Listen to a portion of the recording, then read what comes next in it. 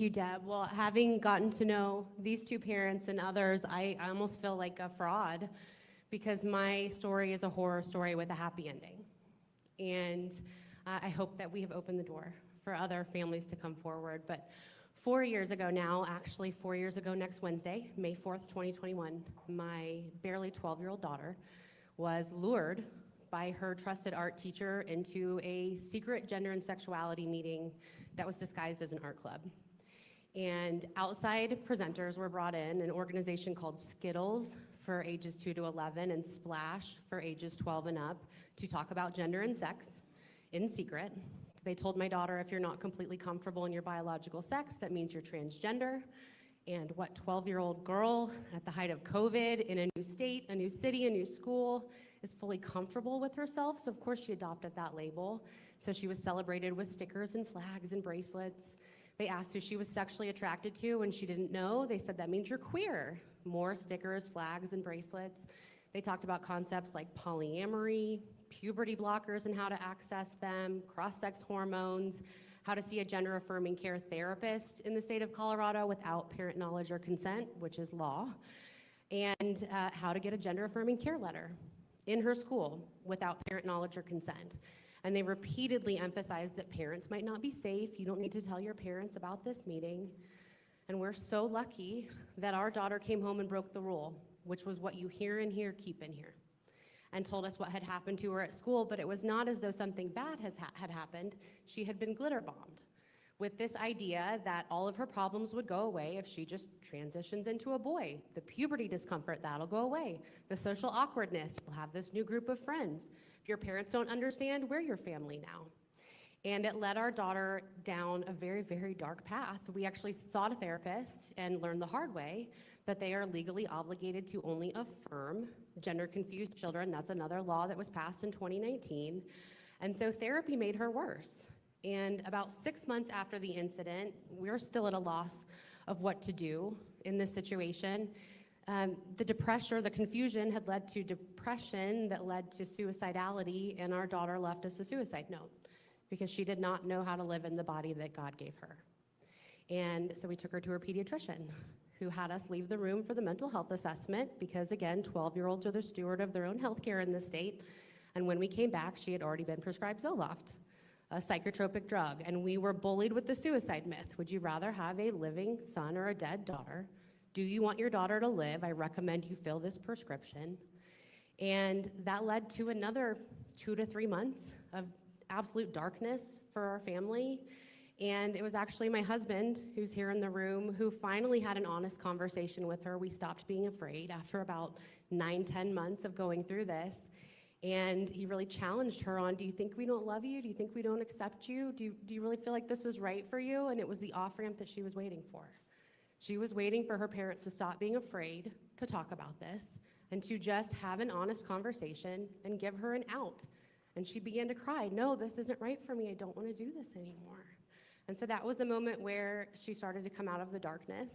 And quick happy ending to the story. It's been 4 years. She's now a happy, healthy, thriving 16-year-old girl. She just gave her first public speech at the Rocky Mountain Summit with CPAN, and there was not a dry eye in the house. And about a year after the incident, we watched What is a Woman together, the Matt Walsh documentary. And while we're watching it, she goes, Mom, why didn't I understand this was happening to me when it was happening? And I said, well, that was by design. They took advantage of you. And she said, how do I make sure this doesn't happen to other little girls? And I said, you have to let me tell your story. And that was the moment where we went very, very public.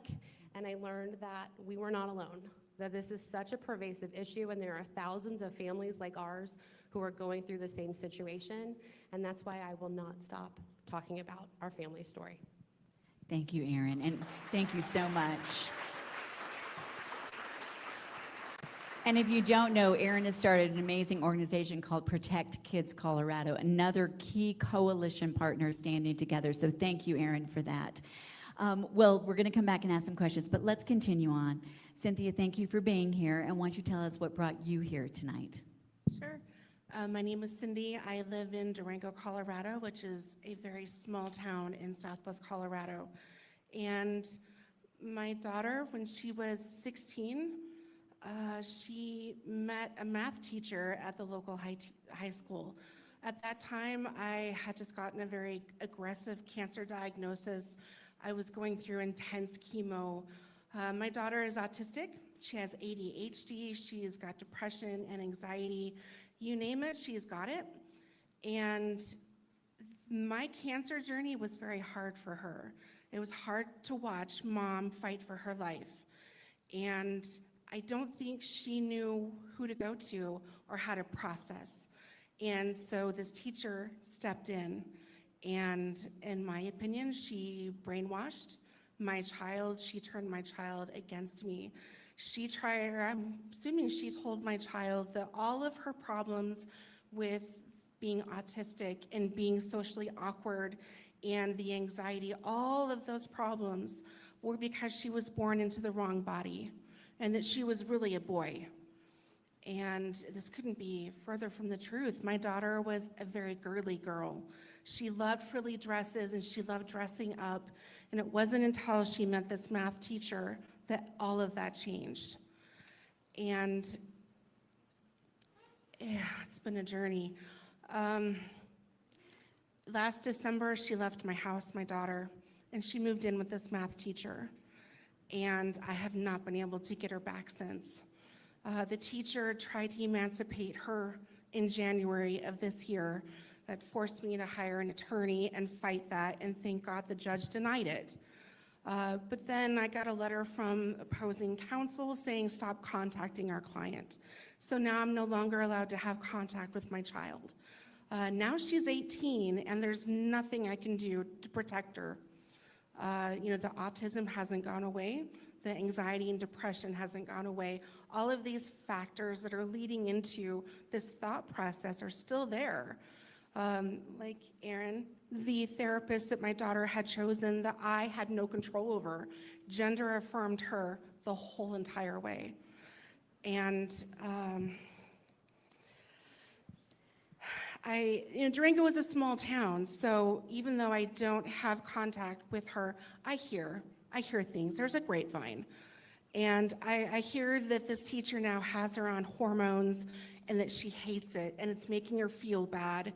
And this teacher is introducing all sorts of contraptions and things that I don't think any self-respecting young girl should know about. And that's it. And Cindy, just to be clear, your daughter was a minor when all this happened. Your story broke out into the national media because when you reached out and this teacher, who is, I believe, married to a transgender individual, said you were not allowed to see your daughter, you called the police. Can you tell us what happened in that instance? Because let's all remember, she was a minor at this time in your custody. Yes. So I went to the teacher's house, and from the bottom of their driveway, I called her and I told her, I said, I'm here for my child. I want you to pack her up and send her down willingly. And her response to me was, well, let me call the attorney. I said, okay, you call that attorney, I'm calling the sheriff's office. And the sheriff's office laughed. They did not support me. They did not make my child come home. They said, there's nothing we can do to help you. So not only does the sheriff's office fail me, the therapist failed me.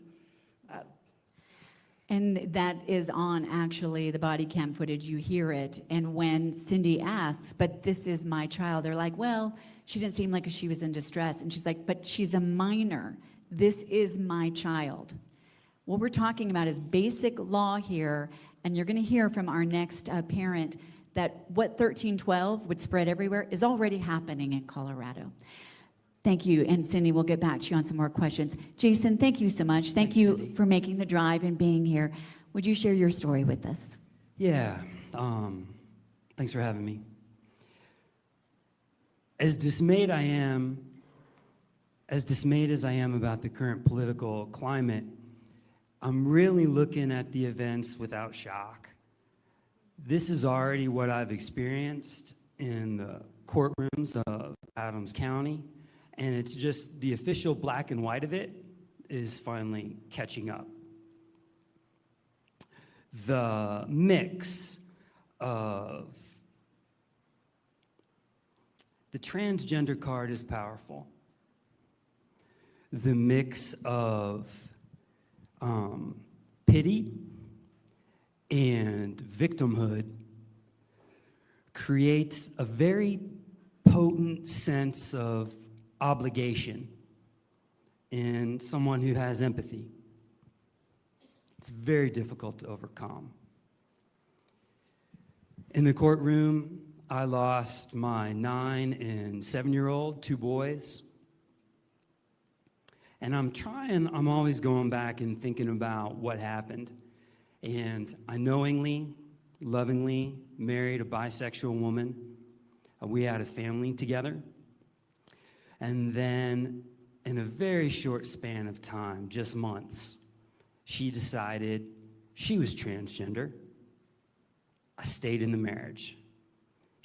They're watching Queer Eye for the Straight Guy. My 7-year-old is being dressed in women's clothes. And come time for divorce, my 9-year-old boy is suddenly transgender. My 7-year-old is suddenly non-binary. A perfect splitting, if you will, of their mother. The children got isolated by mother from all their maternal family and all of my family. And there's only one person who could look at my children and say, whoever you want to be will be wonderful. Whoever you want to be, I will love you. My job as your father is to give you as much time as possible to make, arguably, the most crucial decision of your life. Who am I? Who will I love? Who will love me? Thank you. Thank you. And Jason, just a little bit more. Thank you, by the way. Let's give Jason a big round of applause. And Jason, a couple more points of your story, just so everyone can get the full picture of it. You talked, when we spoke, about a couple of points, but I'll just bring up, and then I want to ask you a little bit more about. You talked about how when this began to happen, and your entire nuclear family, 3 people transitioned at the same time, and it dissolved.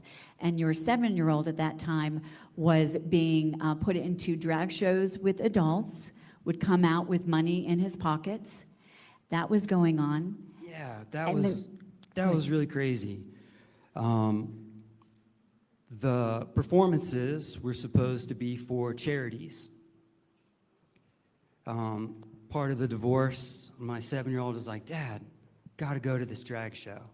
I'm talking to our family therapist. I do not want my child going to this drag show. Hey, you don't want your son to grow up with shame. Okay, I'll go and try and be supportive. 18-year-olds are on the stage in various stages of undress, and I realized this is not a place I should want my child. Wait a minute, they say it's for charity, but my son comes home with like $50 in his pocket. What type of movement needs to incentivize children?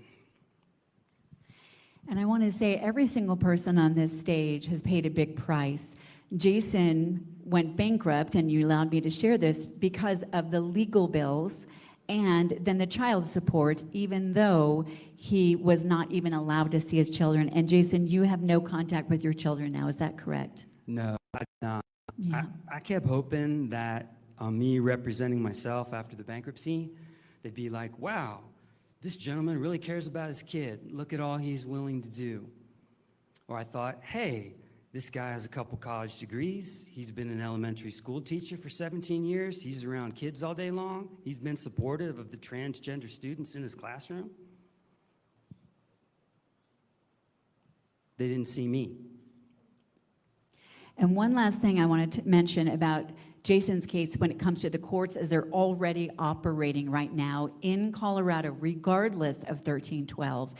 You, Jason, provided your psychological profile as requested, but your ex-wife did not actually submit it. Is that correct? This one's harsh, and I was hoping we could avoid it. We were both ordered.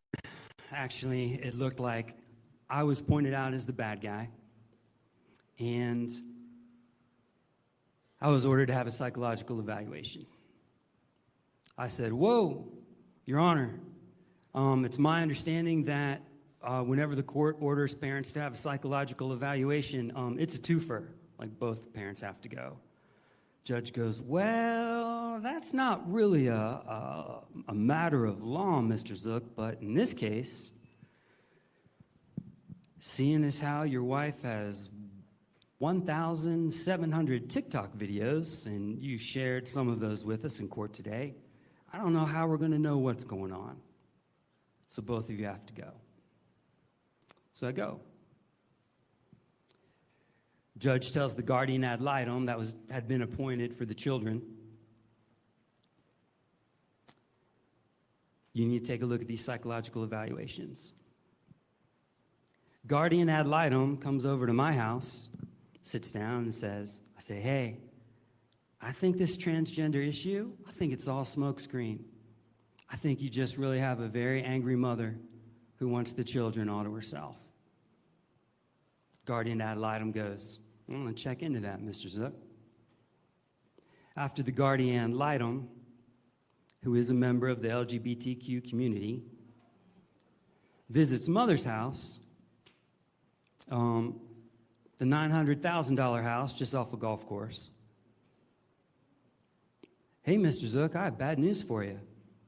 Your older daughter is transgender." "I'm sorry, have you ever worked with transgender children before?" "No, I'm an attorney." "Okay. And your younger son, the 7-year-old, the non-binary one, he has a lot to figure out. You need to be prepared for that." So we're back into court. I found a way to willingly and openly file my psychological evaluation, which says, "Mr. Zook, at this time," because it can kind of change from day to day, right? "Mr. Zook, at this time, does not have a mental illness." Judge kind of rolls her head. "I'll accept it. And I would please like to see mother's psychological evaluation." "Please, Your Honor, that has not been filed." "Well, that did not have to be filed, Mr. Zook." She looks at the guardian ad litem. "Did your treatment, was any treatment recommended for you, mother, who is not under oath at this time?" Guardian ad litem says, "I'm sorry, Your Honor. Did you want me to answer that question?" Dodge. Opposing counsel speaks. "I'm sorry, Your Honor. Did you want me to answer that question?" "No. I would like the mother to please answer that question. Remember, she's not under oath." "No, Your Honor." My time is up in the courtroom. Somehow, mother's psychological evaluation remains unlooked at by an attorney or a guardian ad litem or a judge officially in court. Thank you, Oh, Jason. and I got ordered back for another one. I'm sorry, it's not a laughing matter, but I'm really sorry to hear that. Let's talk about this common thread. There are laws right now, even beyond 1312 in Colorado, that allow interactions with your children that you have absolutely no say in. You have no idea what's going on, and that's going on right now in my alma mater school district of Cherry Creek School District, where they can transition children without parents' knowledge or consent. In each one of these stories, there was a trusted adult. Can each one of you talk about that element? And for instance, what I know that they said to your daughter, Erin, about not telling her mom. Yeah, well, my daughter was barely 12. She was vulnerable. She trusted that her teacher had her best interest, and I trusted that, thank you, that they had her best interest. And I was wrong. They totally took advantage of her, and they manipulated that term, trusted adult, and took advantage of a very vulnerable little girl. And I think I remember you saying that they said, don't tell your parents about what happened here. I know when I was growing up, what was the number one thing we told our kids, and we were told? If someone tells you don't tell your parents, that's a red flag. And that's a red flag right now with trusted adults in these positions. Many great teachers, many great people in our schools, but this is what's happening. Let's talk about the trusted adult situation for you, Cindy. Yeah, kind of a similar situation, only my daughter just went silent. She withdrew from the family, she stopped talking, she stopped engaging, and due to the autism and just being wired a little differently, I thought maybe she should be an angsty teenager. And I had no idea how far it had gone. I think she was being influenced for at least a year before I got wind of what was brewing. Yeah, and I want to talk, because we've talked about the trusted adults, the guardian ad litem in your situation. Cindy, I want to mention something very specifically. So our daughter is autistic, so I always look at the statistics, and I just want to share this so everyone has a perspective.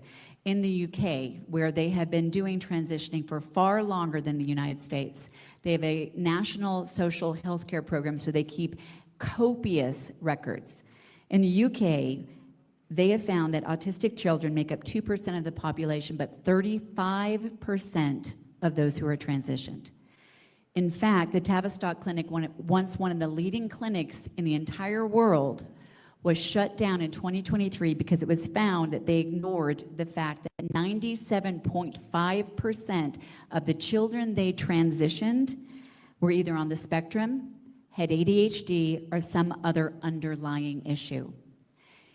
Cindy, from your perspective, what role did your daughter being autistic, ADHD, and having other issues play in this situation?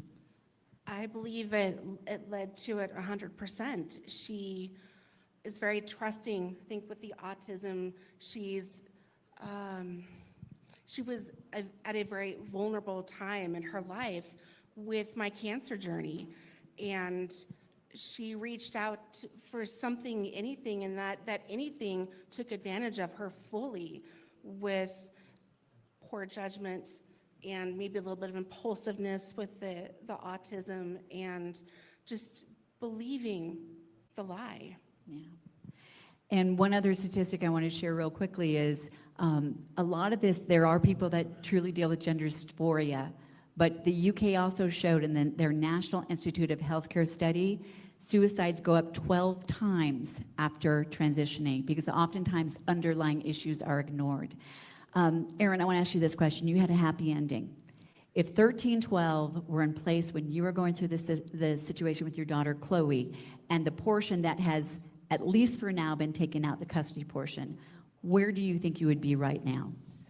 Well, I actually learned through public record request that 3 days after this art club incident, when we expressed concern with what had happened and stated that we were not going to affirm our daughter's gender confusion, the school district involved Child Protective Services for a well child check at our home, and a mandated reporter was sent to our home to check on the well-being of our kids to make sure we were not abusing them. And I firmly believe, well, first of all, if my daughter had explicitly said even back then, my parents are not affirming my trans identity, we would have lost her. But especially if 1312 had been in place, we would have stood no chance. They would have removed our daughter from our loving home. And as I said, trans identity made her suicidal. And so we've asked our daughter, where do you think you would be today if we had affirmed all along, if we had called you the boy name and gone along with the trans identity? And she said, Mom, I don't think I'd be alive. So we would have lost our daughter one way or another. Well, I appreciate your continuing to fight against 1312 for that reason. Jason, you had an interesting analogy when we were talking, because obviously yours and Cindy's stories are what's already happened in Colorado when the courts are already introduced because of a custody battle. They're already brought in, and so it's already allowing them to make the decision against the parent that does not stand up for transitioning. You talked about if 1312 passes and it passes, or they put back in, and let's be clear, this bill still has to go back to reconciliation and be voted on in the House and the Senate. So if it went beyond what your situation is, you compared it to a dirty bomb. Do you want to just say what that would be like? Yeah, if the analogy was in divorce proceedings, you know, there are some horrible things that can happen, and sometimes they're true. So like the thermonuclear bomb would be physical, emotional, verbal abuse. To be accused of that is awful. It's terrible, and sometimes that does happen. But there's systems and there are mechanisms in place where a parent can defend themselves. And then maybe like the next level would be a tactical nuke. You know, maybe a parent wants to play the card of sexual abuse, and that is even more terrible and even more awful to use against a parent. But again, there are mechanisms and systems in place where that parent is considered innocent until proven guilty. But this bill, in the language, that is a dirty bomb. That is a dirty nuke. What that's going to do is there is no system in place. There is no mechanism to defend yourself. You are guilty without an ability to prove your innocence. I mean, if they take away your First Amendment right in a courtroom, I mean, a nuclear bomb just went off in my head. Thank you. Say something really Yes, go ahead. I just want to add really quick with the CPS involvement. Yes, they were already practicing these theories well before this bill came out. My daughter ran away in November, and she went to the teacher's house, and I had no idea where she was for 24 hours. Once that resolved, CPS did get involved, and when it was brought to the surface that I wasn't going to gender affirm my child, because I think there's other issues at play here. I don't think that she's transgender. CPS got involved, and they said, well, if you don't gender affirm, she's not being released into your care. Thank you. Well, I want to thank each one of these panel members because they are taking their personal experience and fighting for everyone else so this does not happen further. So we must stand together against 1312 and then roll it back to where it's already happening in these families. Let's give them a huge round of applause for their courage and their generosity.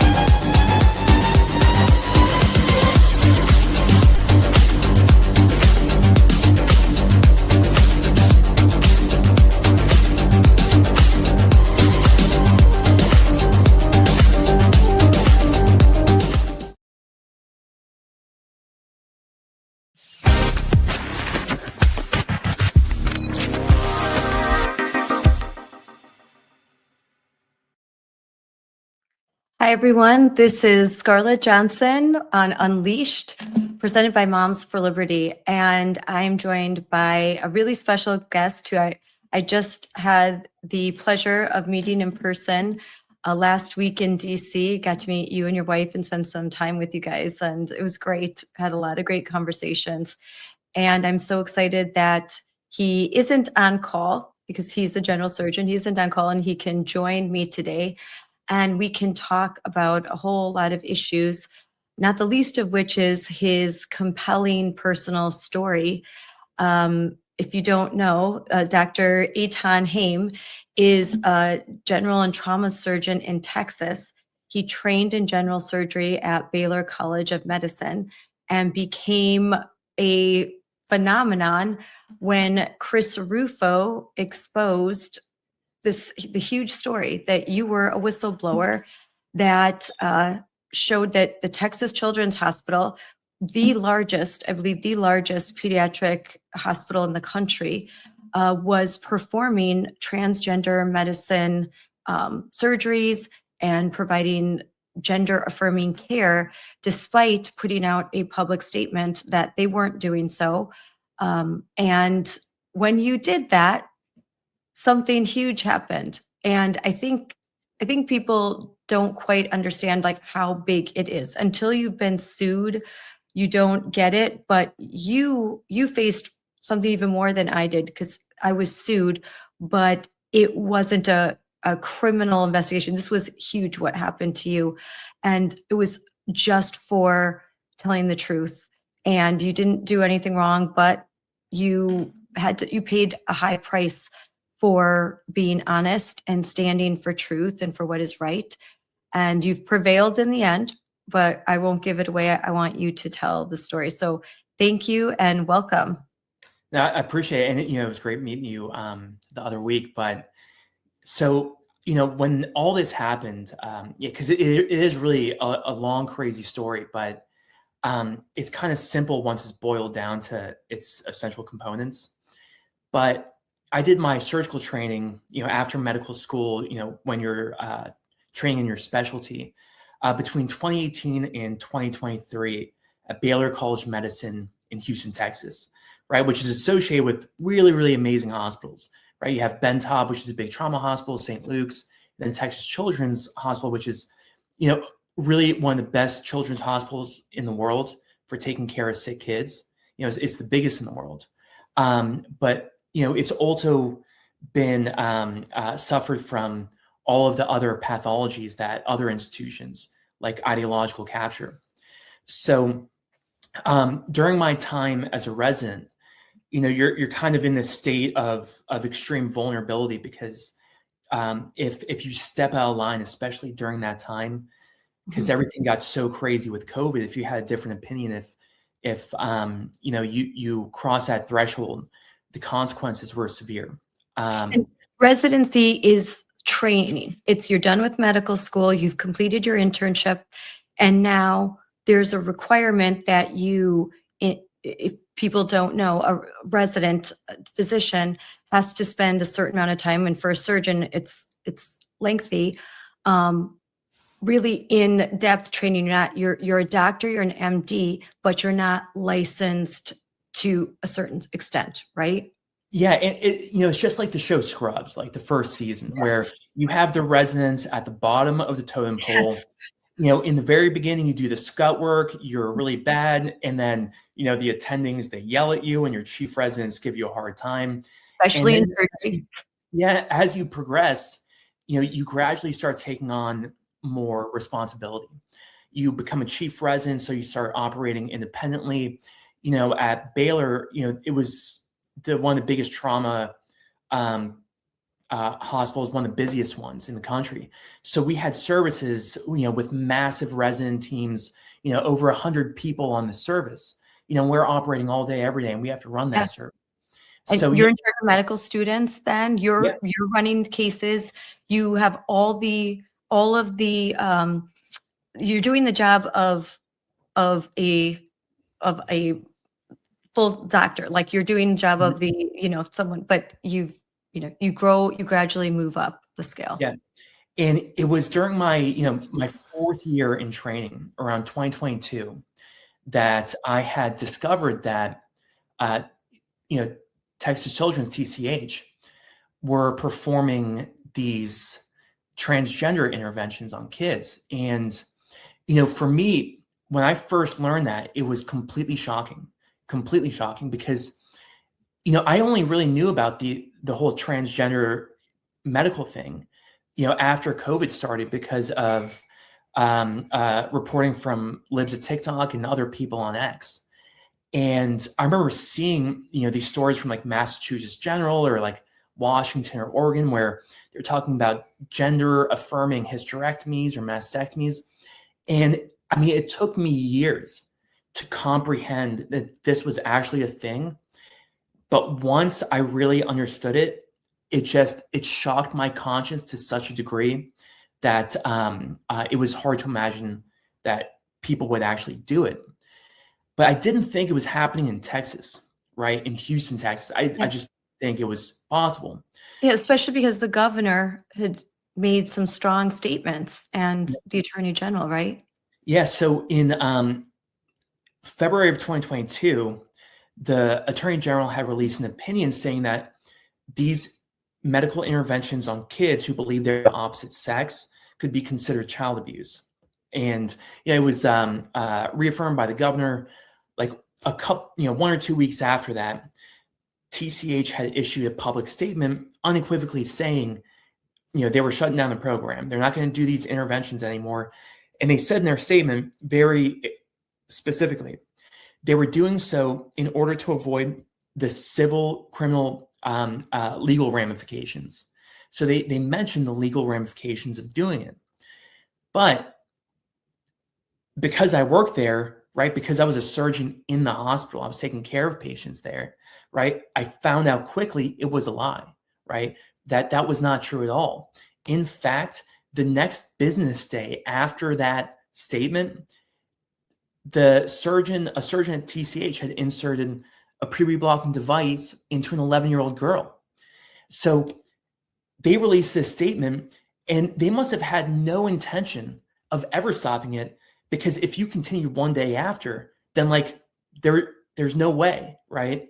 So over the next couple of months, they just expanded the program into a multidisciplinary clinic, right? The directors of this transgender program, which supposedly didn't exist, were giving like the really prestigious lecture series called Grand Rounds for the entire department of pediatrics, right?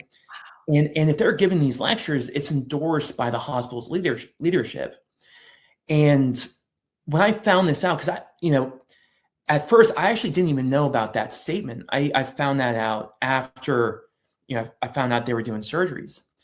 But what I realized was so crazy and was demonstrating they were consciously concealing the existence of the program was because there was no online indication that this program existed, which is very atypical for a big clinical program at a children's hospital, right? Yeah.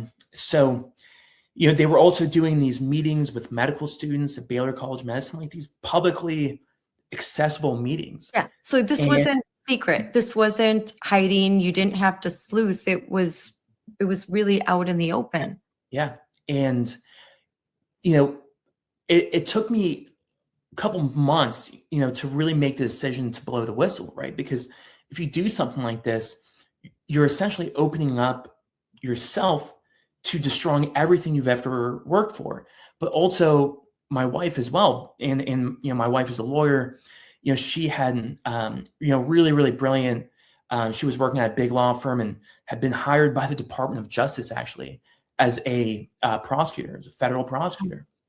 And so, I decided to blow the whistle because, after having these long discussions over months, I realized that it's like, how can I start my career as a surgeon if I stay silent on this issue?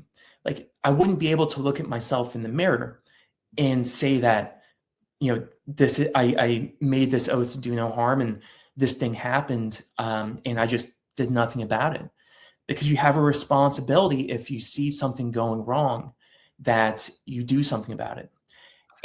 But not only that, but it was also, I knew I was going to have a family one day, right? And, what would my kids think if they knew I was there and I didn't do anything about it? So, I made the decision, and, I spent months trying to reach out to a journalist to find someone to tell the story. And then Chris Rufo finally got a hold of it, verified it.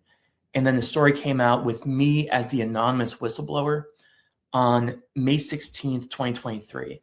So it was just, I was an anonymous whistleblower. I provided the evidence showing, without a doubt that the hospital was concealing the program and expanding it. And then it was kind of off to the races from there, because the day after, on May 17th, the Texas Senate passed a law, SB 14, which banned transgender interventions in children. And it was done with bipartisan support, partially because our story came out the day before, right? So within 24 hours, the conduct we had exposed was voted to become illegal, right? Which had never happened before in American history. And then the Attorney General announces an investigation into the hospital. 3 days later, another whistleblower speaks out, a couple of days after that, right? Someone I didn't know, but it was a nurse in the transgender clinic. She actually went public with a even bigger story. Her name is Vanessa Sivage. I didn't even know that. Oh, yeah. So there was a second whistleblower after I blew the whistle, because the original story had inspired her, because she was working in the clinic and saw the horrors like firsthand. And then, so all this happens, and then, I just kind of go on with my life, because I was finishing my training, my residency, the month after, in June 2023. And I was just planning on going on with my life and living a quiet life in a small town. I work in a very, very small town. That's like what I've always wanted to do, like a quiet life. I'm very private. But then a month after the story came out, on June 23rd, 2023, which is a Friday, it was the day of my graduation from surgical training, one of the most important days of my life. 4 hours before the ceremony, right before I'm about to meet up with my parents, I get a aggressive knock on my door. And I'm like, oh shit, who's that? Right. And I open it, 2 armed federal agents standing outside, and, whole world kind of freezes. Everything's going to change from then on. And you had no indication before that. This is just complete, wow. No, but they chose that day for a reason. Yes. They want to use the value of my accomplishments as the means to extort my compliance with their corrupt investigation. So, of course, I kind of freak out and invite them in. But, luckily my wife advises me to not talk to them without an attorney present, but they hand me a target letter. And a target letter is just a piece of paper that informs me I was under criminal investigation by the United States Department of Justice. And that was when I knew that this was serious. But, after the agents left, there was this weird moment, maybe like 30 minutes where we kind of freaked out. But then we had been through so much, my wife and I, the years before with COVID. We had seen our society collapse around us, that when they came to our home and it was such a contemptible, so corrupt, that we knew we had to fight back against it.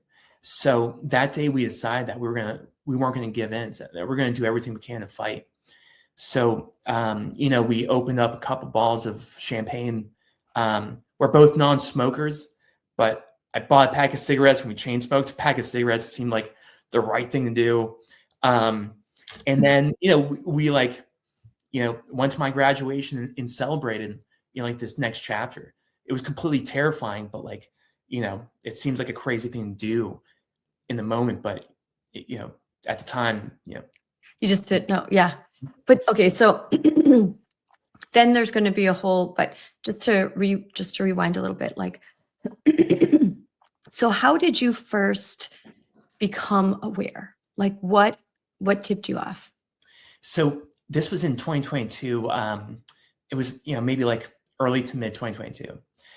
I was, working, was in one of St. Luke's, and there was a resident who came up to me in a workroom, one of the guys I worked with, and told me that, told me his stories, like, Eithan, listen to this crazy story. I just did this surgery a TCH on an 11-year-old, where we inserted a puberty blocker implant into their arm because this 11-year-old girl believes she's a boy.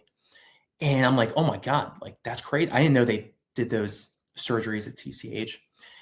But it was the history of this patient that was even more concerning, where this young girl, like there's a clinical note before the surgery is done that documents the history. And it was that this girl, believes she's a boy at 11 years old, wants to have more surgery, like, invasive surgery to supposedly become a man, is confident she never wants to have children, right? 11 years old. And that all of her family members are transgender. And if you hear those few details, 11-year-old thinks she's a boy, wants to have surgery, doesn't want to have children, every family member is transgender, those are all red flags for child abuse.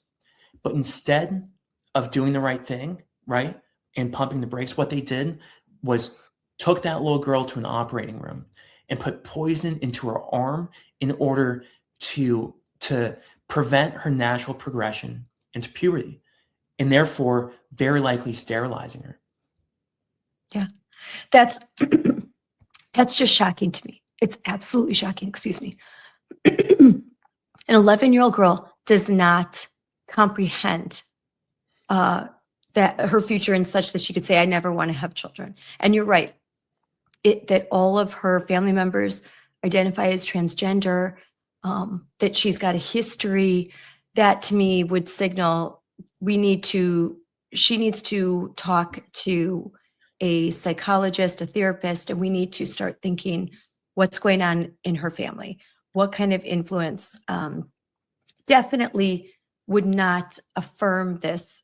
First, look at comorbidities, what's going on, and whether or not she's kind of being programmed, indoctrinated into whatever her belief system is. But and Jamie, it's like you have these 11-year-old, these young children, and even in society, right? If you have these crazy teachers, counselors, parents, if the doctors are supposed to be the ones who are the gatekeepers, right? When someone comes in and thinks something crazy like this, the doctors are the ones who have the wisdom and the judgment to be like, no, this is not the right thing to do. Go home, touch some grass, you'll get over it, right? But that's the problem with what happened to my profession over the past, couple of decades, but really worse over the past few years.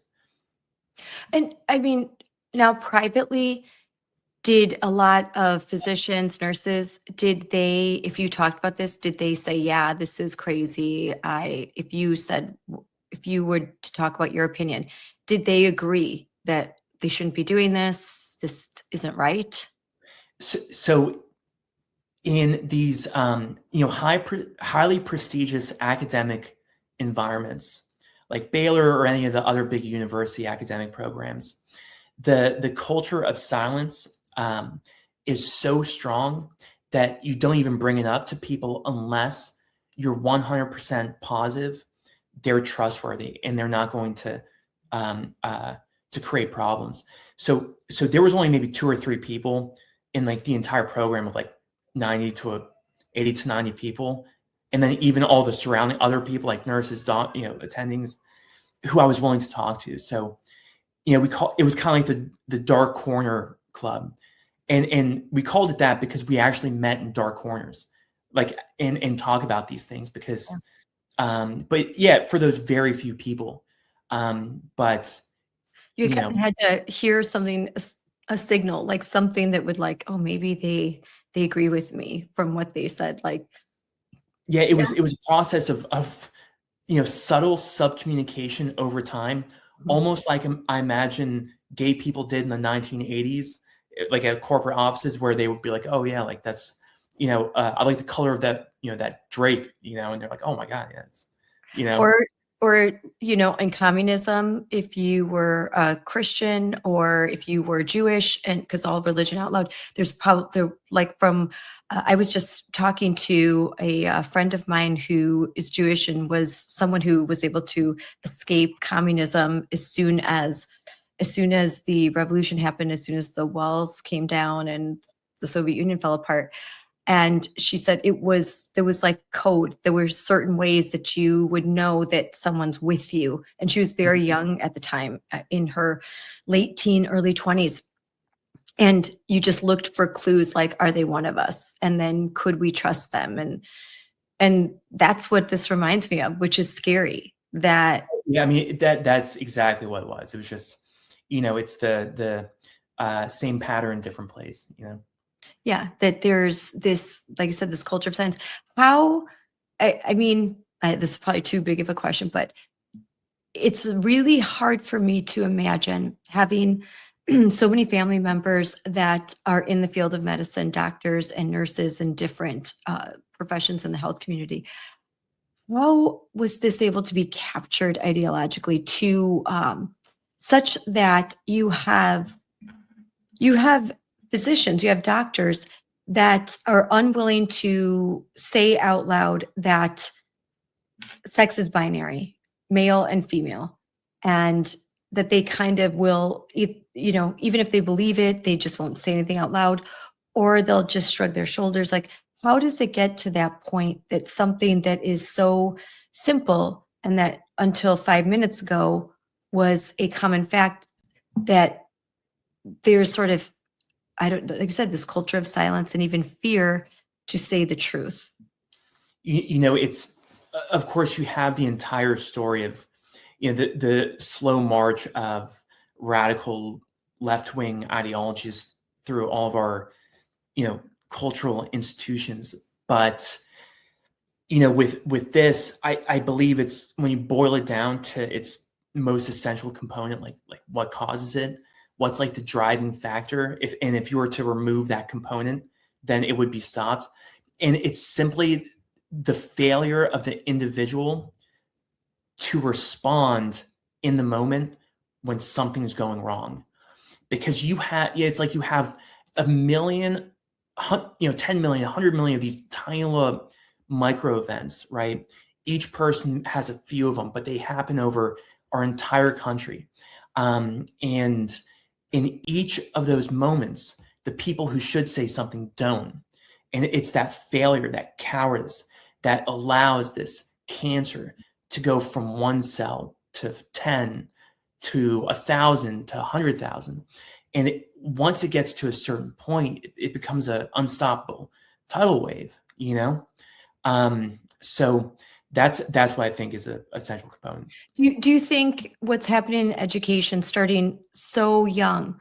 I mean, I must have posted this week, I posted several examples on the Moms for Liberty social media of slideshows in elementary schools.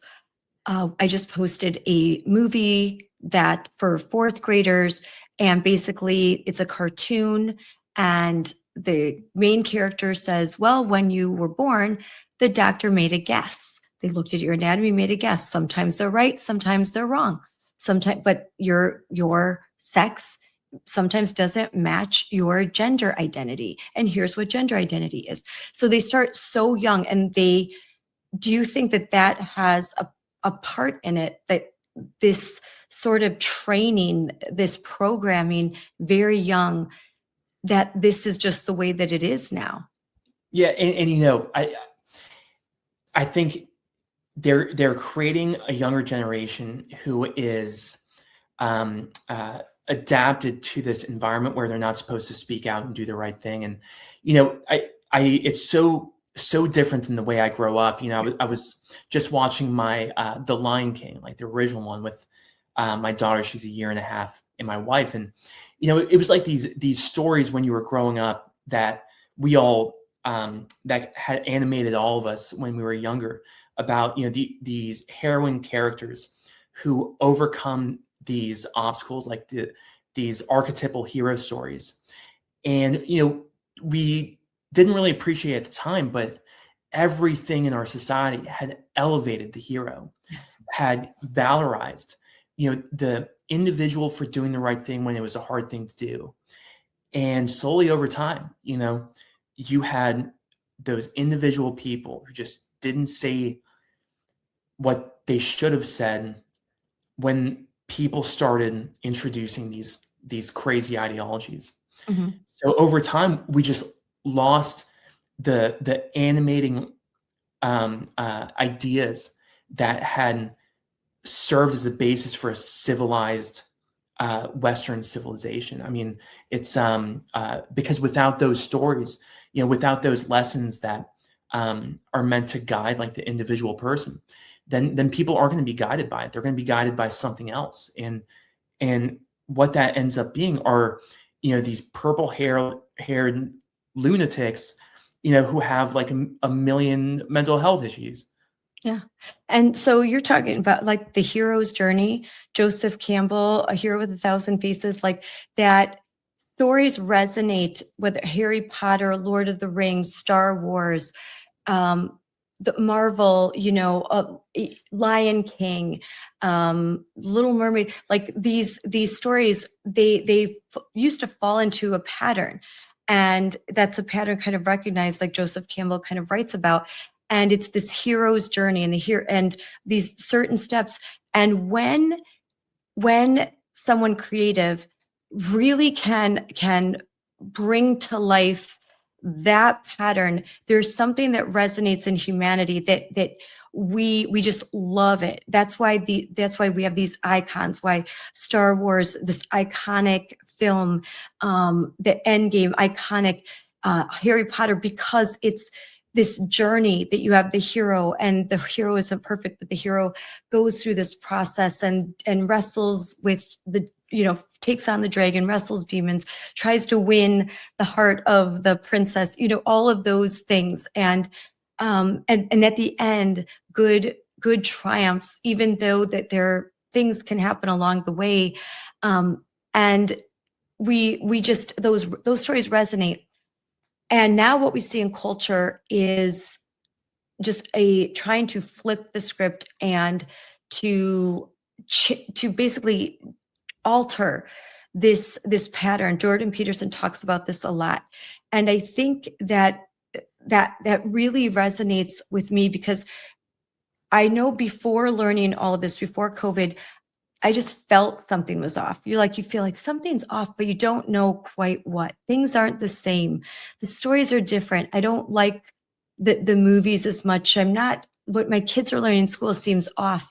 And then with COVID and seeing behind the curtain, and just like you did, seeing what's happening in hospitals, then you realize, wait, this is it. This is what's been happening. And then you kind of look back and you see how far the corruption goes till you get to this point. And so I think that we're seeing the fruits now, but the kind of the start of all of this was before, when we weren't quite paying attention. The building blocks were laid. The papers were being written that informed those who teach at medical schools, and those who are behind policies and that inform administrators. So that's just me rambling, but that's something that I think that has just changed and corrupted institutions. But I also think that it's the fact that we can be so afraid of crazy people, and people that are loud, and people that threaten, and people that just will come at you and say vile things and attack. And I think doctors in particular, who don't want to break the rules and don't want to deal with a lot of chaos. I think that the left has been very good at being chaos agents, so that people stay quiet because they just don't want to deal with being called a racist, a transphobe, a homophobe, and having their name splashed in headlines. So they just stay quiet because It's just better that way for them. I mean, it's true. These people are treacherous, What they'll do, because they did it to you. So Yeah. let's talk more about what happened to you. So picking up where we left off, these agents come to your door and now you know that this investigation is happening. What happened next after you graduated? So, I was lucky because, one of the first people I contacted was Christopher Rufo. And he was able to find an attorney, Marcella Burke, who was willing to represent us. And, it was a moment I believe every step of the way was divine providence, but this was the one where it was very clear that there was something very big going on because, Marcella Burke, is like this remarkable person who had left Big Law to start her own law firm because she refused to put pronouns in her bio. And she wanted to put together this law firm of, these elite conservative lawyers to take, to create like this bulwark where you do these big private cases, it's a successful law firm. And then that will provide you the ability to do these political cases for people like me. And a couple of months after she started her law firm, she gets a call from Christopher Rufo and I get in touch with her. And we put together this great team of lawyers. And, over the next couple of months, I was still anonymous because I wanted to do everything in my power to maintain my anonymity because the last thing I wanted to do was go public. I thought that if we get lawyers, we push back a little bit. It's such a crazy thing for them to come after me criminally. There was because my wife was an attorney and like specifically a federal prosecutor, we knew there was nothing they could possibly come after me for, right? Because I worked there, it was no HIPAA information. So we thought if we just push back, they're just going to move on to something else because it's a losing case. But over the next couple of months was when the corruption just got so severe, right? It every single day it got worse. Where once my attorneys reached out to the DOJ and the main prosecutor who was running it, she told my prosecutors these things that they outlined in a letter to Congress once I eventually decided to go public in January 2024, 6 months later. And in this letter, they document what happened during those 6 months where the prosecutor had told my lawyers, she sent agents to my home without ever reviewing the evidence, right? So just not even looking to see if I did anything wrong, just like sending agents to my home, right? And that on that first call too, she didn't know anything about the case or what she was investigating, but she did enough research to find out my wife had just been hired. And she used that information to blackmail us, because she said, Andrea is not going to have any problems with her background check, right, for her job at the DOJ unless she continues to become difficult, right? Over the next couple of months, my lawyers are told that only if I apologize, then I can avoid felony prosecution, which, that's not part of the law. It's not like if you apologize, there's no apology statute. That's not how things work. There's that if I avoided criminal prosecution, then I would be sued civilly by the families and, that she was in contact with the transgender families and all that. But then once she told my attorneys that she would take me to a jury trial, even on a technicality, even if she was going to lose, she would do it. And that was in October of 2023, around that time that happened. And it was then that I realized that, if I stay silent, I'm going to get destroyed because these people have gone completely insane. And plus, at that point, we were out of money because we had spent about $250,000 of all of our life savings. So we knew that, So we knew that I was screwed if I stayed silent. There was no way for me to fight back, right? Because we couldn't afford lawyers. People, $250,000 in legal fees, and it adds up fast, especially if you're going to trial. I was sued a very small way in comparison to you, but I think you don't understand what it's like. Depositions, subpoenas, they want to confiscate all of your records, all of your financial records, all your computer. I mean, your whole life is And staring this was before you. the crazy thing is that this was still in the Mm. investigation phase. Oh my This was gosh. I wasn't even indicted yet. Oh my So I went public in January 2024. This is right? millions of dollars. This is And millions.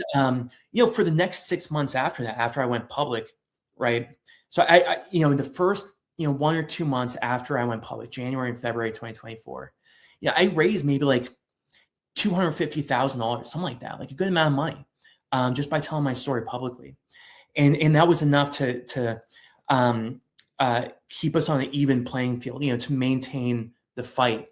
But we entered this kind of purgatory, like this legal purgatory, where once I went public, the lines of communication with the Department of Justice went silent, right? Because it's such an aggressive thing to do. You're kind of blowing everything up if you Yeah. do something like this. Yep. So we had no idea what the DOJ was going to do over the next 6 months. Like, Yep. were they still pursuing this? Were they still investigating me? We had no idea. So every day would go by for those 6 months. And during this time, I had just started my new job as a surgical attending, right, out of residency. So I was working, as a surgeon, which is a very stressful time, your first job out. Yep. And, eventually I found out what these people were doing. And, June of 2024, so about a year after the agents first came to my home, right, 7 a.m, I get, another, a ring of our doorbell, 7 a.m. And I remember waking up and thinking to myself, man, like, who the hell is that? Ring our doorbell at 7 a.m. And I joked to my wife that, oh yeah, it's probably the feds. Cause we would just make jokes like that. And, of course I kind of ate She was those. pregnant at the time, right? Or She was 6 months pregnant at the time. Yeah. So my wife was 6 months pregnant. I kind of made that joke and I ate it about 10 seconds later because I opened the door and there were 3 heavily armed U.S. Marshals, like bulletproof vests, guns, everything, showing up to my home at 7 a.m. like I was a drug smuggler, like that was some type of criminal mastermind. And they were there to inform me I was indicted on 4 felonies and faced up to 10 years in prison, HIPAA-based felonies. So after that point, right, it was like, I threw down the gauntlet before when I went public, but then these people responded. So we knew it was on at that point. And then that's when the craziness really started, where things really spiraled far out of control. Because, the details of the legal case are very, very, they're very convoluted. There's a lot of details, but when you know it, it's very simple. Like when you boil it down to its essential components. And the charges they brought up were HIPAA based. And their first indictment was based on an entirely fraudulent story that was developed by the Department of Justice and the FBI and other people who were involved in creating this story, where they had accused me of, lying about working at TCH, accessing the medical records, disclosing the medical records and HIPAA protected information. So when the indictment comes out and it's made public, when people read it, right, all these big news organizations like the New York Times and Washington Post, what they think is that I had released, identifiable patient information, right? Like that I had stolen this information and I lied about working at TCH. And of course, none of this could be further from the truth, right? The story was fabricated. And because I had been telling this story for the 6 months prior, we were ready for the fight because I knew, right, when the prosecutor told me, when I was still anonymous that she was going to take me to a jury trial, that she was serious. So when I went public with my story, I was getting ready for that. So they didn't have a chance. They tried to bury us with the avalanche of propaganda. But by that point, we were ready for the fight. So I was able to tell my story on all of the biggest, podcasts and news, like right-wing news organizations like Fox and Newsmax. And those first couple, like the first month and a half, we raised about just over $1 million. $1 million in small dollar donations, like, $25 to $100 donations. Yeah. And that had sustained us during, kind of the first half of the prosecution, because what my attorneys then had to do was get all the discovery, figure out what they're charging me with, and then start developing a response. And what we had shown, like right when we started filing, motions and subpoenas and trying to get information, their story immediately fell apart because the discovery the Department of Justice gave us, right, which is their responsibility, they have to give us the evidence that they're using, right, to indict me.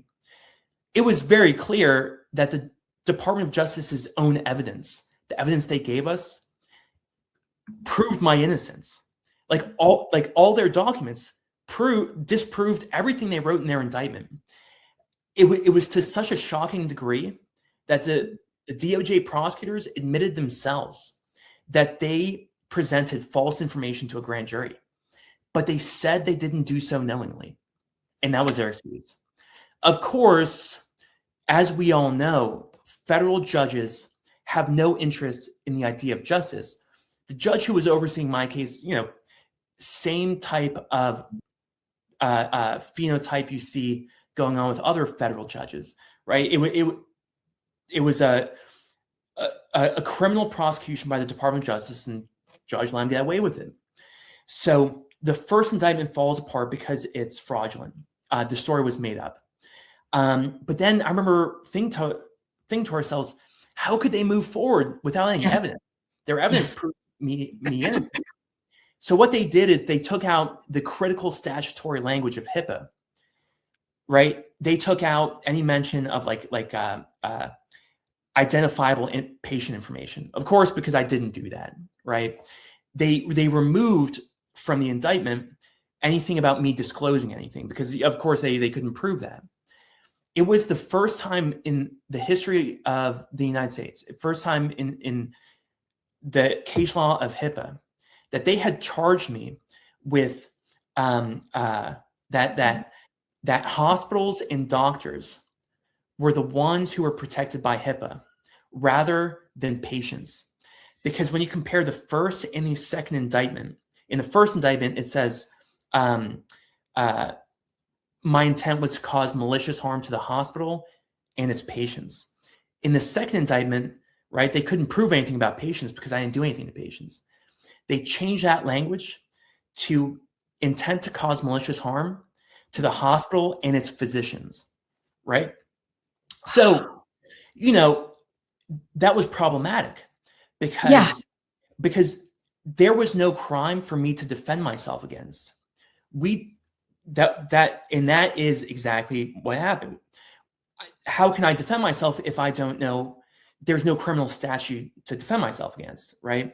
So that's a theoretical problem, which is kind of operative, but there's very specific problems that go to show how corrupt and incompetent this is. In the second indictment, they include a massive typo in the operative language of their indictment. And they mention subchapter XL, which is one of the statutes they cite in their indictment. But it's subchapter XI, right? So they cited a non-existent crime, which in the world of legal prosecutions, you can't cite non-existent statutes. But also the words This should be thrown out right away. Yeah. And not only that, but the lead prosecutor we found out that she was practicing for a couple of over a month. She was prosecuting me with a suspended bar license. Oh my gosh. Yeah, yeah, So with a suspended bar license. Yeah, shocking. and the judge was like, no, just keep on going, no problem, no harm, no foul. It's just all of my constitutional rights are being violated, but no big deal. This It's is just banana republic stuff. Oh, where yeah. there's no law. There's just whatever the government wants, whatever, like they want to get somebody, show me the person, I'll show you the crime. They're just Yeah. going, like, they don't care. They're just going wait to till you get- hear what happens next, right? Two important things happened. So things really start spiraling out of control. Remember, I was indicted in June, right? In September, things started spiraling. My wife, right, she was supposed to give birth at the hospital I work at on, early September. We go into an OBGYN appointment, and my wife is found to have high blood pressure, and we think that her water had broken. So she went into preterm labor. So we find out that my wife's preeclamptic, and she was admitted to the hospital. But what happened is it was our worst nightmare, because the next day, 2 days later, I was supposed to be in court in Houston, right?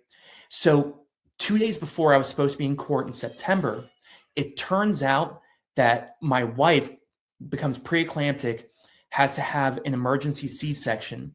And, the day that my child is born, right, while my wife is still in PACU, right, in the post-operative recovery unit, after she has an emergency C-section, I had to leave 1 hour after my first daughter was born to drive to Houston to go to court, right, so that my lawyers and these prosecutors could kind of litigate all of their mistakes over the past couple of weeks. So that happens, which is like, an insult to the soul that is unforgivable. and this is But of Texas. course, This is it's a federal court, so it doesn't matter. But then what happens is, of course, their case spirals out of control. I discover that the lead prosecutor, who was practicing without a license, right? It turns out that her family had these major financial conflicts with TCH, Baylor College of Medicine, Ben Taub Hospital, Harris Health, because her uncle was on the board of TCH. Her aunt, who's a big political player in Houston, is a major donor for TCH and Baylor College of Medicine. She actually got appointed to the board of Harris Health, which is a sister program for Texas Children's Hospital, in the few months after my investigation started.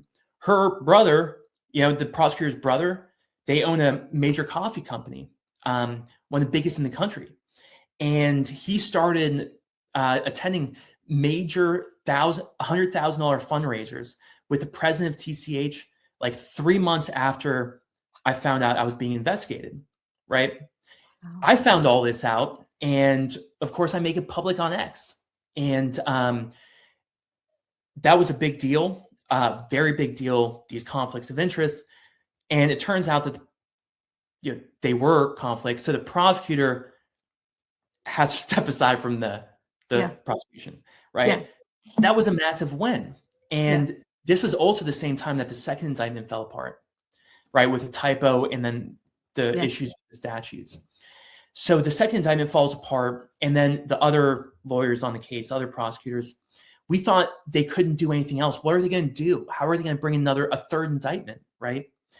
They bring a third indictment, they correct the errors, but the single most treacherous thing of the entire case happens, which is they bring a gag order right after, because by that point, this was becoming a big story, right? People were starting to pay close attention.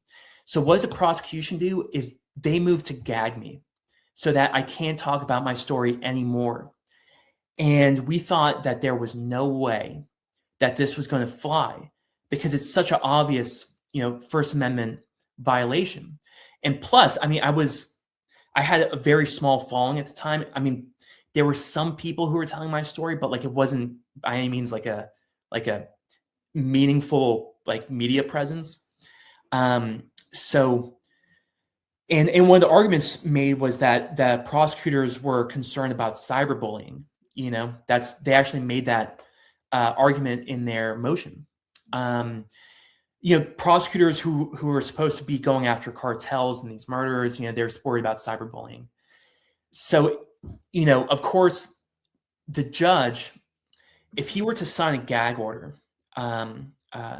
he would become the laughingstock of the country, right? Legally, because he would get overturned, you know. Mhm. But of course, he wants to shut me up because the corruption in the case is starting to reflect on him. So what he does is just it's a de facto gag order where, you know, in the courtroom, you know, we had a hearing about it, and you know, he hears both sides, and what he says is, if you continue similar conduct, doesn't define similar conduct, Hmm. I'm going to send you to jail. You'll go. I'll incarcerate you. So without setting any parameters, just a threat, right? That's what he does. And I couldn't appeal anything because there was nothing to appeal. And over the next couple, you know, and by that point we were $2 million in debt, because after that first run of, you know, kind of like media presence after the indictment first came out, the well kind of runs dry. The donations stop. Yeah. So we were losing money, you know, quick, and we were $2 million in the hole. And then, you know, and then it was over the next, like December, January, when Trump came into office, that like things like then finally came to a head. So when was that de facto gag order? What time period was that? Late November 2024. Okay. Yeah, And so it was then after Trump the came in. election. Yeah, it was after the election, but people don't realize that in federal districts, right? It doesn't matter who got elected because the organs of corruption are still intact, Yes. right? Like you know, they're going to prosecute me no matter who gets elected. And we knew even once Trump comes to office, there's little he can do unless, you know, because like we didn't have enough pull. Like this wasn't a big enough story. So we were still going to trial in like February, you know, February 2025. Mhm.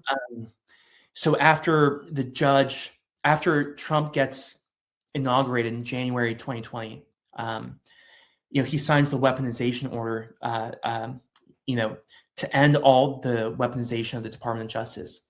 And the day after that, the prosecutors escalate the case towards trial, you know, in direct, you know, violation of that order. And we knew what they were doing. It was a way to pressure me into taking the easy way out because they knew how desperate I was by that point, you know, with the debt and then also with the gag order. And, you know, after a month and a half of staying silent, you know, I completely unraveled during that time, right? You know, where before when I was able to speak out, I was able to defend myself. But when I was gagged and I couldn't, it was the only tool I had to fight back. Yep. But they Yep. took that away from me. And I felt like an animal because it's like, you know what it means to have your freedom taken away when your First Amendment is the one thing keeping you free. Yeah. So I had completely unraveled, but then, you know, it's like something happened like over time where, you know, I accepted any consequence that came. You know, I knew that this was coming to a head. And then the day after he was inaugurated was when it came to a head and they escalated the case, where my wife and I said, nope, not sailing silent anymore. Like, we have to speak out. Yeah, like I might violate this de facto gag order, but it doesn't matter because there's no legal argument we can make to win this case, right? Mhm. It's a rigged system. So my wife and I speak out, call out the corruption and process of a judge, of everything. And in response, it sets off a tornado, right? It was just like the whole world blew up. The judge, the DOJ lost their mind. And the next day, I find out that the judge wants to send me to jail the day after, which was January 24th, which was a Friday, right? This was 2 days after I spoke out. I spoke out on January 22nd, 2 days after the inauguration, right? On January 23rd, a Thursday, that's when I learned that the judge wants to send me to jail. But everyone at the DOJ, they understand how bad things have gotten. Like everyone's starting to look really bad because I'm speaking out now. Yeah. So they just wanted everything to end. So they tell me that night that we'll dismiss your case tomorrow without prejudice, which means they can still bring it in the future, as long as I sign an agreement saying that I won't say anything about the case for a year. So I'm gagged for another year. And also that my family is gagged for another year. So they're like, if this agreement is on my desk by 9 a.m. tomorrow, we'll dismiss your case without prejudice. And I'm like, well, obviously they're doing this under duress, right? Mhm. This is an agreement under duress. It's like illegitimate. So I signed it, just to buy myself time until that following Monday, because I was going to violate it anyway. Like that agreement was meaningless. Because I knew at the same time that we were in contact with the Trump people like Josh Hawley, a lot of people we met along the way, and they were advocating for the transition team to make the Southern District of Texas dismiss this case with prejudice. And that was a long shot because we didn't think it was going to happen. So, but the next day on January 24th, that Friday, just divine providence, we get word that Trump's team came through and they recommended for Trump for the DOJ to dismiss my case with prejudice under different conditions, so that there was no more gag order and that the whole case was done and we won. And it was like one of those moments where this story comes to the most dramatic ending possible, and like for this moment you kind of like elevate to a different plane. Yeah. So Yeah, I have right now there's a whole lot, but just the announcement that they had dropped the case with prejudice, which is really important. Just like you said, that it's over. They can't, it's done. That signifies that they were wrong too, because without prejudice, that can be ambiguous. And you want the real win. You want it dismissed with prejudice, with the admission that they had that this was bogus all along, that what they put you through was terrible. Now, because of what they did now, and you don't have to go into details, but are you considering a countersuit because of all of the funds, the duress that was placed upon you and your family? There may be a couple things in the process. For me, it's kind of one of those things where the most important thing is that I'm a free man, and Yes. my wife has her husband and my daughter has her father. That my daughter can grow up with me in her life and with me not in a cage. And you're not in jail and not constantly, and that's the decision. Like when I won my case, I agreed not to countersue because I wanted it to be over. Like I wanted the win, and I wanted to know that there was going to be no further litigation, but that I just wanted it to be done and over with, and to move on with my life and not have to think about. It was just the thought that I'm not going to have to think about, do I have to prepare for trial? What will that mean? How much would that cost? All of those things. And again, I have to shout out to Wisconsin Institute for Law and Liberty for taking my case once it went to appeal. So, and they took the case pro bono.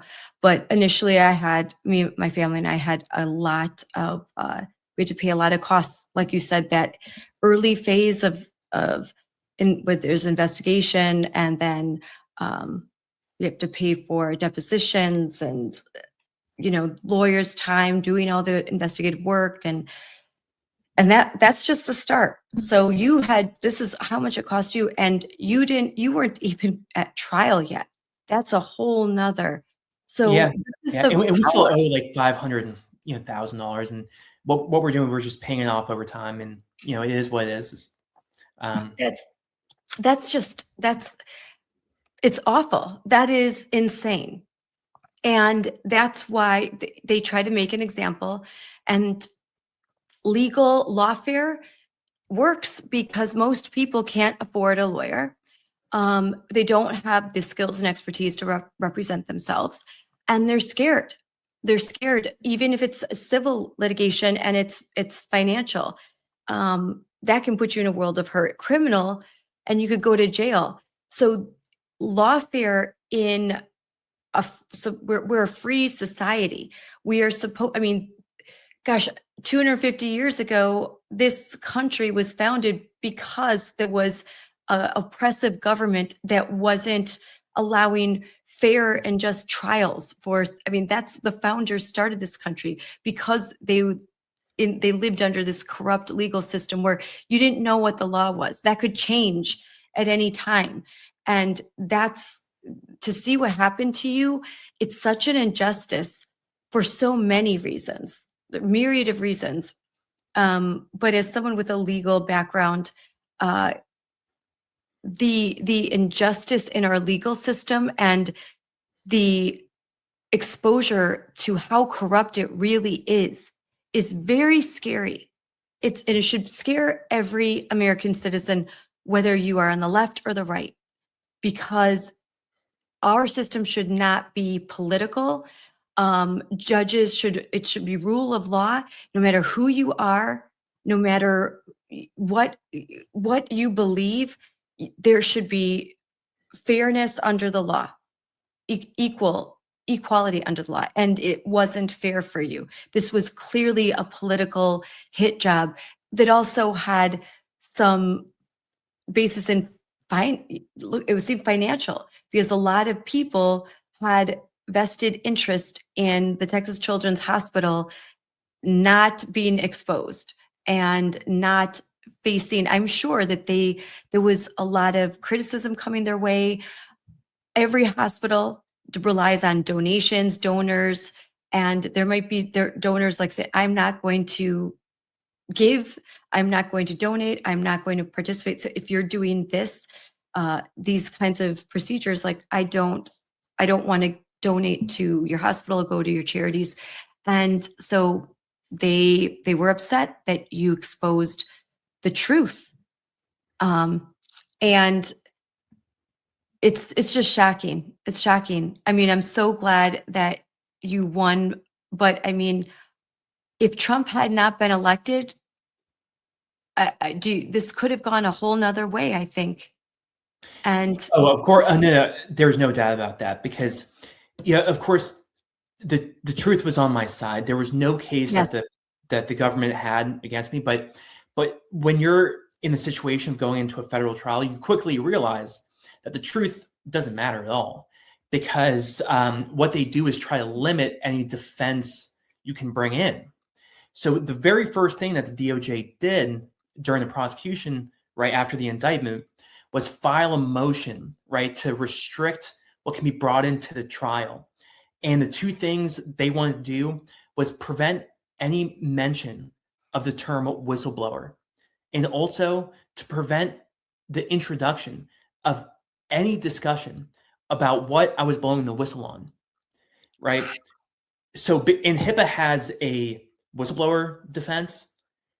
So whistleblower defense is, number one, you're a whistleblower. What are you blowing the whistle on? So that's how, even if you go to a trial, it may not matter, because you may not be able to present your case. Yeah, and that's how it is. And that's not unique. Like over the course of the Biden regime, that was the strategy they use. Like, for example, with Derek Chauvin, with the J6ers, with the abortion protesters, with Tina Peters, with everyone. They create the illusion of a trial. But when you look at the details of the mechanics of the trial itself, they're preventing the defendant from making the argument to defend themselves and allowing the prosecution to create false stories and sell that to the jury. So those This are federal. is so wrong. So Yeah. wrong. Yeah. And that's the way it is. That's just, and I was ready to accept that and go to prison if necessary. Because I was not going to take a plea deal or do anything like that in order to legitimize these people's treachery. No chance in hell. Because the only way you lose and they win, it's not if you go to prison, right? It's not if they take away your freedom. It's if you bend the knee to them. And I wasn't going to live in a world where my daughter was going to look at her father and think, my father bent the knee to these monsters. That's very brave. A lot of people say things like that, but they don't get tested like you did. A lot of people say, I'll never bend a knee. They can post it on X, they can put it out there. But when push comes to shove and you are facing prison time, financial ruin, because they're going to take every penny you have so you can defend yourself. Oh, hold on. Okay, I'm back. Fix the battery. So I know that you have to run soon. I can hear baby in the background. And so just to real quick before you leave, because you are a surgeon, you are a doctor, I do want to ask you a question and have you put these facts out there, because I'm about to go back to DC. I leave tomorrow morning because there's going to be a big rally on the steps of the United States Supreme Court as oral arguments are heard for two very big cases. These cases are going to decide the future of women and girls sports. And the question that's going to be answered is, are sex-separated sports a violation of the Equal Protection Clause? And so often when I go to testify in the State House or talk to school boards, lots of times they'll say, well, you're not a doctor, so you can't possibly know that sex is binary, and that there's often repeated this lie that with gender affirming care, a biological male can basically become a female. I've actually heard that in testimony in Madison, Wisconsin, where there were professors and folks there testifying that they weren't sure, this is a biological male speaking, that now that he's taken his cross-sex hormones, he's not sure what his chromosomes are anymore. They could possibly have changed. And this is stated, and you watch legislators nod appreciatively as if this fantasy could be true. So I would like for you to say, with your experience as a doctor, the differences between men and women, and that men cannot become women no matter how many hormones that they inject into themselves. I'll say the same thing I was telling you before we started. It's you don't need a doctor to tell you that man is man or woman is woman. Just like you don't need a randomized controlled trial to tell you to not drive your truck into a ditch. This is not a question that a doctor needs to answer. If you have a physician telling you this, that, oh, because I'm a doctor, I'm saying these things, then that is the self-evident reason that you should never trust that doctor, that you wouldn't let that doctor take care of your goldfish. The fact that these issues are even being argued at our Supreme Court is indicative of the late stages of our societal collapse, because the fact that this even has to be argued is a problem. But yeah, well, I would love, it was great. We went through pretty much everything that's happened in your case. And I'd love to have you back on again so that we could talk about the procedures that are done and what they are, what that means, WPATH, SOGI, all of those things. So I have a whole bunch more questions. So we'll definitely have to have you back on so that we could discuss the medicine behind, the so-called medicine behind transgender medicine and why it's so wrong. And so I'd love to ask more about what you've seen, what you know, with your background. So thank you so much for coming on. I've got a lot to think about after hearing your story. The legal system, there needs to be changes, and I certainly hope that there are members of Congress that are working on legislation and this would be passed on a bipartisan basis, ways to protect whistleblowers and to prevent this miscarriage of justice from ever happening to anyone again. Let's hope so. Yeah, let's hope so. Well, thank you so Thank much you for for having me coming on. on. Yes, Privilege. and we'll talk again soon. Thank you. Thanks. Wow, I am just blown away by the conversation with Dr. Eithan Haim, a practicing general surgeon in Texas, to the miscarriage of justice. Whenever I have these conversations, like I try not to, I watched a bunch of podcasts that he was on, including Jordan Peterson, and I did my research and I had talked to him previously, but I kind of let the conversation go in the direction that it seems, just let it go where it's going to go. And I didn't realize that how much we would talk about the legal process, which is really important. I think that you can read many articles about him and read about the procedures and transgender medicine and the things he exposed. But this conversation, I had not read the details of corruption that he and his wife faced, the justice system and the miscarriage of justice, and the corrupt manner in which the federal Department of Justice, you know, the cloud that it is under, it's really scary, to be honest. It's really scary.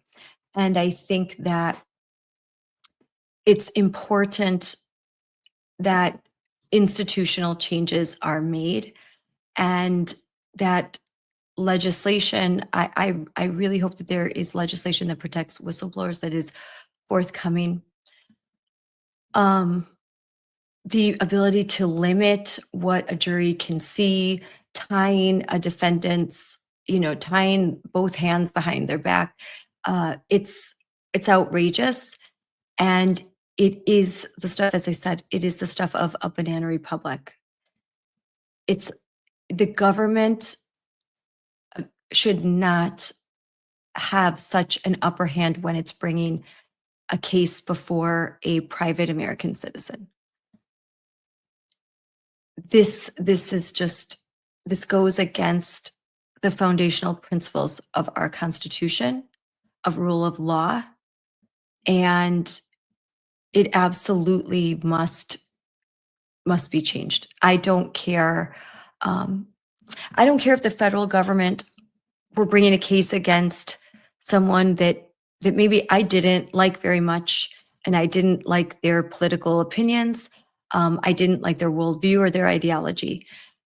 I don't want a federal government strong enough to tip the scales, to blindfold Lady Liberty. I mean, not to basically, I shouldn't say that, to unblindfold Lady Liberty. To the scales of justice should be blind, but that justice and liberty now is heavily weighted towards the government, and that they can do things that just that just are immoral and wrong and illegal and violate our previously upheld rule of law, constitutional principles, all of that. So I think it's very, I think that Dr. Haim is extraordinarily brave, just very brave.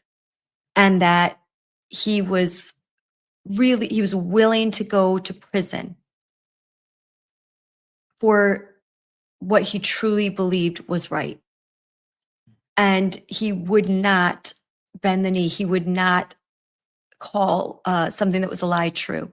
He would not sign a plea deal that would allow Texas Children's Hospital and the federal government and the DOJ in Texas to get away with this just absolute miscarriage of justice, for the hospital to continue to perform these kinds of surgeries and provide this kind of medical care without without being exposed. And it shows it takes just one or two people to change the world, to change a community, to change the state of Texas. You heard what he said. After the article with Chris Rufo came out, the next day, Texas passed legislation on a bipartisan basis that banned hospitals from transgender medicine. So one person really can make a huge difference. So I want to bring up the first article written by Chris Rufo, and thank Chris Rufo for this investigative work. I mean, without Chris Rufo, taking this story, as Dr. Haim had said, he had spent months pitching this story, trying to get someone to pick it up so that these procedures could stop, and so that he could make everyone aware of what was really happening at Texas Children's Hospital. So this is the original story from May 16th, 2023. And it is, hold on a second. Sex change procedures at Texas Children's Hospital. And we'll go through this.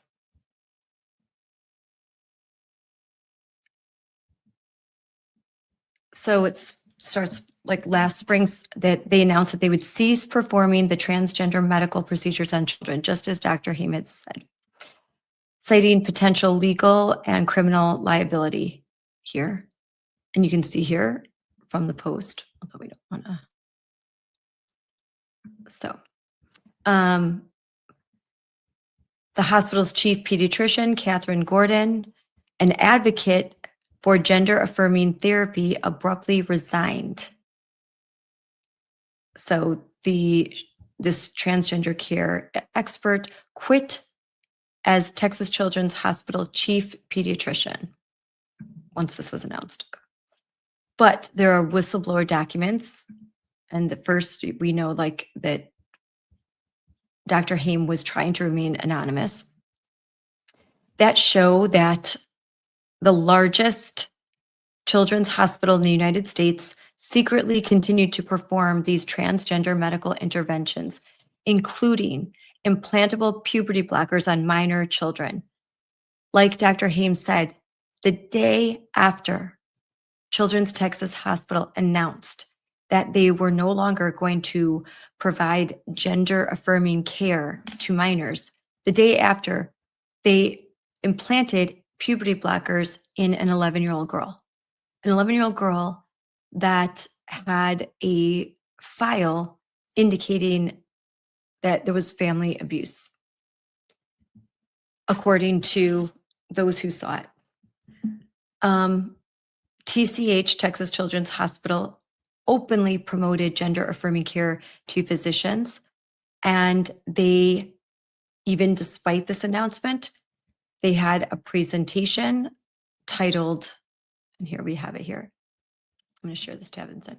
Medical and Psychological Care of Gender Diverse Youth. And you can see Baylor College of Medicine, Texas Children's Hospital. The speakers are Dr. Catherine Gallagher from the Psychology Division and Dr. Richard Ogden from Endocrinology. And then here's the whole presentation right here. And just like I said, grand rounds, 113 23. So then the article continues to talk about this Richard Roberts, a University of Virginia trained endocrinologist and assistant professor at Baylor College of Medicine, who co-presented Grand Rounds, is listed in medical records as performing transgender medical procedures on minors at Texas Children's Hospital. According to these records, share this again.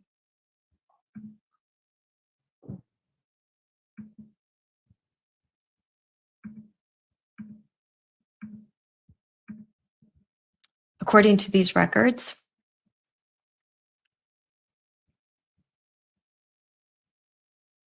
Roberts has managed patients ranging in age from 12 to 17 years old for gender identity, gender dysphoria, with indications for medication, testosterone levels, medicine refill, and specialty services.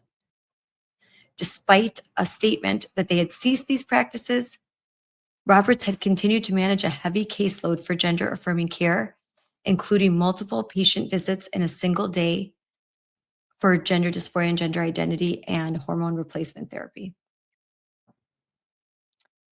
And you can continue to go on all of the different drugs. And basically, the executives at this Texas Children's were playing a duplicitous game. They made an announcement, but they continued to perform these procedures.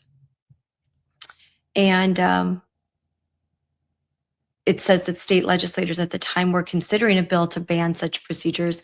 They had not yet at that time, but as we know, they would. They would as soon as Dr. Haim and came forward and these articles were published in the City Journal. And we listened to the high price paid by Dr. Haim for his courage. Their courage is contagious, though. As Dr. Haim told us, there was a second whistleblower that confirmed everything that he said, a nurse who worked in that gender clinic and who revealed just how horrific these procedures were, and the patient population receiving this treatment. These are kids with a lot of comorbidities and a lot of issues that were not being treated. Instead, they became, I think, pawns in an ideological system, but also one that benefits financially from harming kids. In a podcast with Dr. Jordan Peterson, Dr. Haim says that he thinks what the gender affirming care and these medical procedures, and you know what, I forgot, sex rejecting medical care. We're going to use the right terminology. Sex rejecting medical care is not medical care at all. And as stated in the HHS December, which we streamed live with Chloe Cole and the secretary, Robert Kennedy Jr., they used the right terminology, sex rejecting care. And HHS is now saying that there is no medical basis for hospitals, physicians, healthcare providers for providing this sex rejecting care. It is harmful. The benefits, there aren't benefits. All of these studies of so-called benefits are corrupt, they're inconclusive, and therefore they advised pulling funding for any hospital that engages in these procedures, and I'm 100% behind them for that. I want to point out this, hold on, I'm going to share screen again.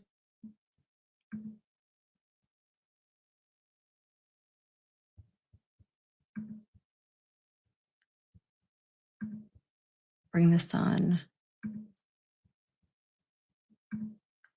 Here, we'll make that bigger. Let's do it this way. So this is the Ending Lawfare Against Whistleblowers Who Protect Children hearing. It took place April 9th, 2025. Led by Jim Jordan from Ohio, love him. And so when I was asking what's being done, we could see Dr. Haim spoke as a whistleblower, and as did Vanessa, I'm not going to say the name right, Vanessa Cividaj, a former nurse who is also a whistleblower. So let's find recording of their opening statements. Here we have the testimony before the House Judiciary Committee of Dr. Haim. So let's watch. You'll be our first witness, and you may begin. Thank you all for taking the time to listen to our testimony. My name is Eithan Haim. I'm a general and trauma surgeon. I was the anonymous whistleblower who exposed Texas Children's Hospital, the largest children's hospital in the world, for lying about the existence of their transgender program, a program that would manipulate, mutilate, and sterilize healthy young children.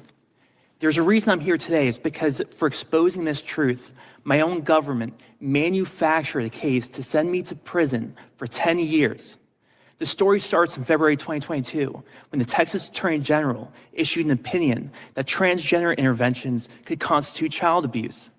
A few weeks later, TCH released a statement to the media. They were shutting down their program because of, quote, potential criminal ramifications. Not long after, I discovered this was a blatant lie. The reason I knew this is because I worked there. Between 2018 and 2023, I was a surgery resident at Baylor College of Medicine, which is primarily affiliated with TCH. They not only continued their program, they expanded it. All this was happening behind closed doors. On May 16th, investigative journalist Christopher Rufo published a story exposing this. I was the anonymous whistleblower in that story. One day later, the conduct we exposed was made illegal in the state of Texas with bipartisan support, partially because our story came out the day before. On May 19th, the Texas Attorney General initiated an investigation into the hospital. On May 23rd, another whistleblower spoke out. That was Vanessa Cividaj. She's here today. Despite crossing the highest possible threshold for a whistleblower, on June 23rd, a month after the story's release, 2 armed agents with HHS showed up to my home on the day of my graduation, a few hours before the ceremony, one of the most important days of my life. This was a moment I learned I was under federal investigation, federal criminal investigation by the United States Department of Justice. The target letter was signed by an assistant U.S. attorney, Tina Ansari. From the very beginning, I knew this was nothing more than a charade. I knew this because I never violated HIPAA. I never accessed the records of transgender patients or released any identifiable information. All of it was fully redacted, de-identified hospital data, which is used every single day to report infectious disease outbreaks like measles, or conduct retrospective research studies. Over the next few months, though, Ansari confirmed our worst suspicions. This was a political witch hunt. For example, Ansari admitted to my attorneys she never reviewed the evidence before sending agents to my home. She didn't even know what statute she was investigating. Ansari threatened my wife, who had just been hired as an assistant U.S. attorney in Dallas. She told my lawyers she would take me to a jury trial, even on a technicality and without concern for losing. And she meant what she said. In May 2024, I was indicted on 4 HIPAA-based felonies and faced up to a decade in prison. This indictment portrayed me as a liar who used deception to hack into TCH's EMR system, like was said before. But all of this was pure fiction. The DOJ's own evidence, their own evidence, that they gave us in discovery disproved every single one of the claims against us. This is worth restating. Ansari and her team either never reviewed this evidence or they ignored it. This led to the collapse of their first indictment, but they pursued another. The big difference this time is that they dropped any pretense this was about HIPAA. They legally castrated the indictment by removing key statutory language. The most important change were the victims. TCH and its patients was changed to TCH and its physicians. It was the first time in American history that HIPAA was being used not to protect patient privacy, but multi-billion-dollar hospital systems, TCH and Baylor, who were caught lying to the public. It was too ironic when we discovered that Ansari and her family have quite the special relationship with TCH and Baylor. The best way to put it is this: you couldn't throw a tennis ball at Tina Ansari's Thanksgiving dinner without hitting a major fundraiser for TCH or Baylor, or a former board member for TCH and Baylor, or a CEO who's contracted with hospitals in the Baylor TCH Academic Consortium. Ansari ended up withdrawing from the case shortly after we made this public. The case was eventually dismissed with prejudice after the Biden-appointed U.S. attorney left his office. He was running the case solely with Tina Ansari, bypassing the entire chain of command in the Southern District. But this can't be the end of it. There has to be accountability when the unlimited resources of the federal government are used to destroy the lives of ordinary American citizens. Thank you, Dr. Haim, for your testimony. Mr. Lytle, I apologize. Please proceed. So we heard Dr. Haim talk more in depth about his experience, but that's his testimony. And next, let's listen to the second whistleblower's testimony. And here is Ms. the Sivage, the time is yours.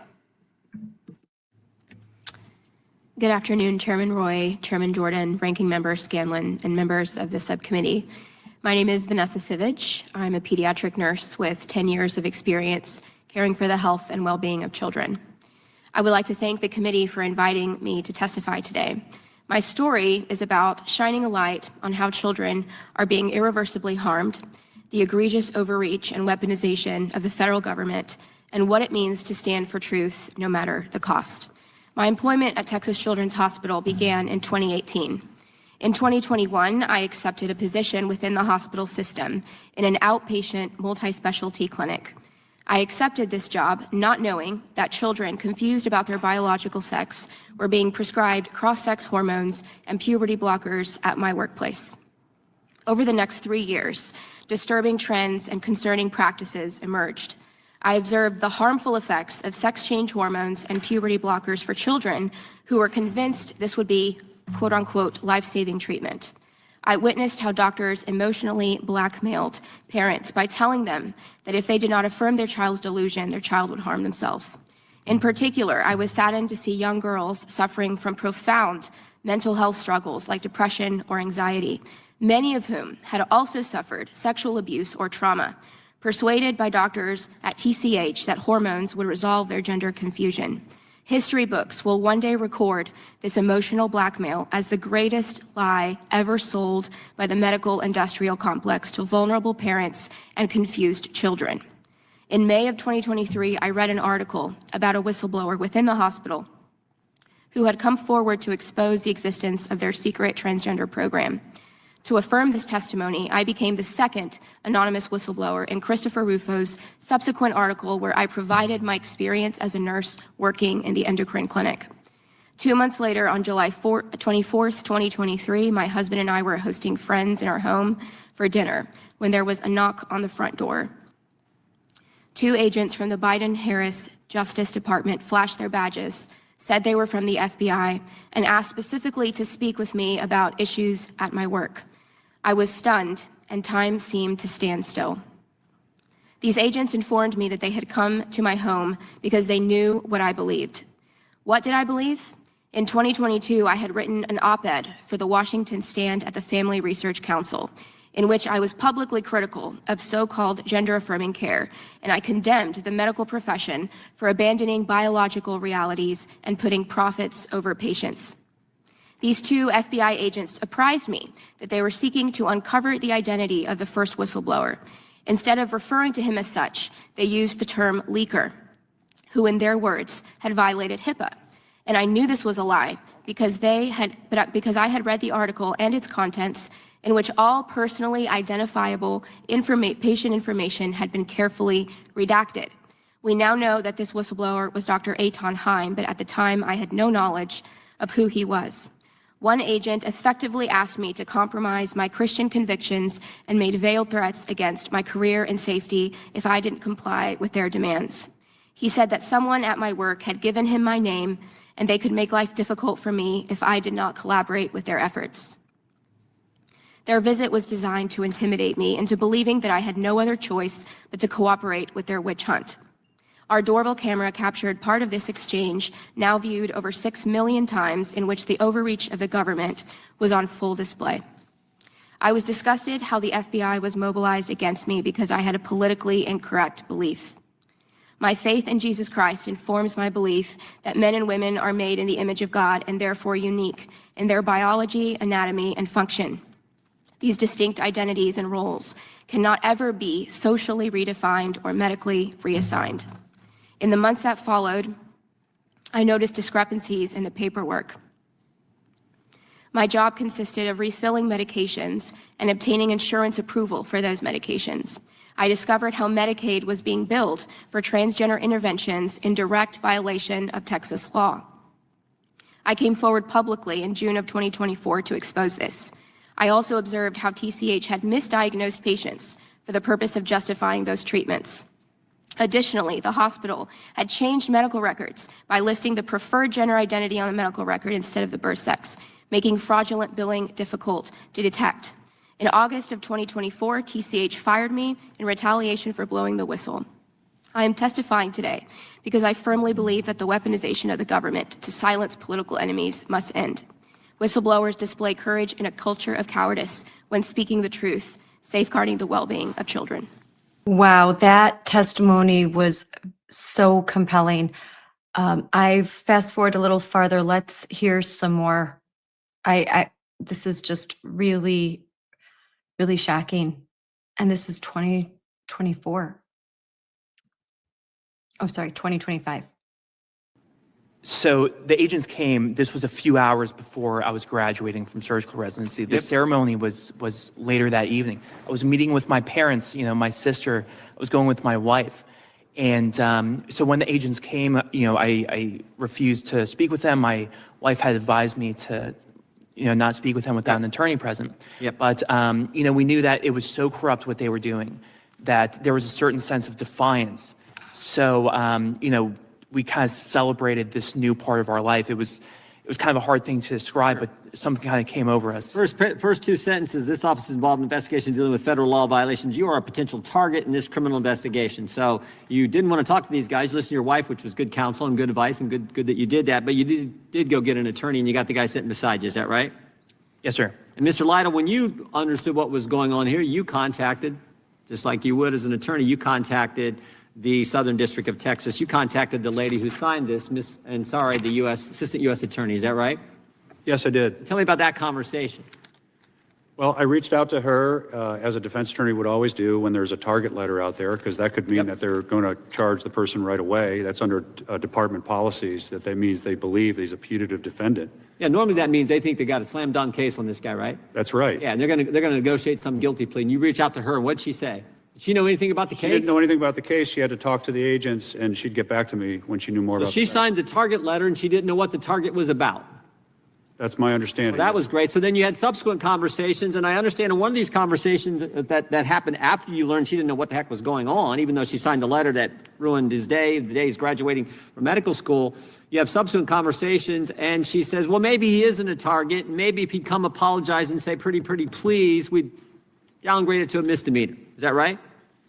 That's true. She sort of was a wink and a nod, like maybe we can pretend he's not a target. And I said that train's kind of left the station, and there's been emails with her calling him a target to me. And I said, I just can't do that. But why can't we talk about the case? And she still didn't know the facts of the case. She wanted to dead set to be interviewing Dr. Haim, which I didn't want to do that as a lawyer because I didn't want to reveal. I didn't know what she was getting at. And so they wind up charging him with the maximum, like 10 years, I think you said, the maximum they could charge. And they were so determined to get Dr. Haim, she was so determined to get Dr. Haim, even though he didn't violate HIPAA, didn't do anything wrong, that she not only threatened him, come talk to me, apologize, say pretty please, we'll make it a misdemeanor. She also went after your wife.